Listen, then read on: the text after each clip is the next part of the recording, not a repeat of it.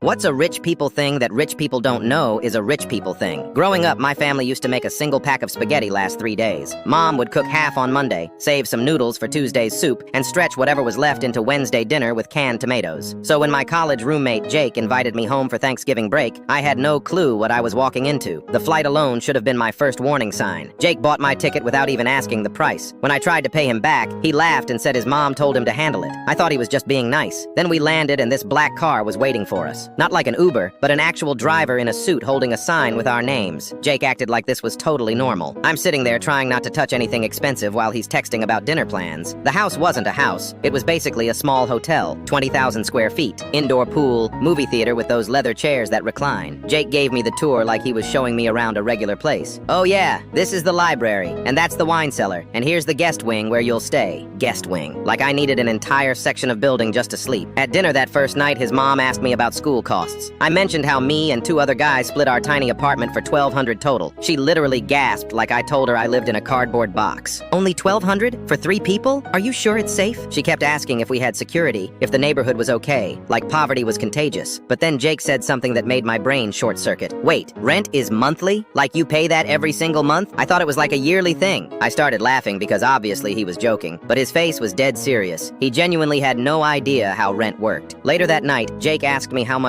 normal people pay for water. When I said around 40 or 50 bucks, his jaw dropped. I thought water just came with the house, like electricity. I had to explain that utilities are separate bills that come every month. He looked at me like I was speaking a foreign language. The breaking point came during Thanksgiving dinner. We're sitting at this massive table using steak knives that probably cost more than my weekly grocery budget. Jake's going on his 3rd plate of food, just piling it on like there's no tomorrow. Then he says, completely casually, honestly, I think everyone could afford stuff if they just worked harder. I almost choked on my turkey. Here's this kid who's never paid a bill in his life, never worried about rent, never counted change for gas money, telling me that poor people just don't work hard enough. I wanted to grab him by his expensive sweater and drag him to my hometown just to show him what actual struggle looks like. But the weird thing was, Jake wasn't trying to be mean. He was just genuinely clueless. When I explained that some people work 2 jobs just to afford rent, he seemed shocked, like he'd never considered that people might not have money just sitting around. His mom noticed I was getting quiet and asked if everything was okay. I mumbled something about being tired, but she kept pushing. Finally, I said, it's just different, you know? Growing up wondering if we could afford groceries versus growing up in a place like this. She got this sad look and said, oh honey, we're not rich. We're just comfortable.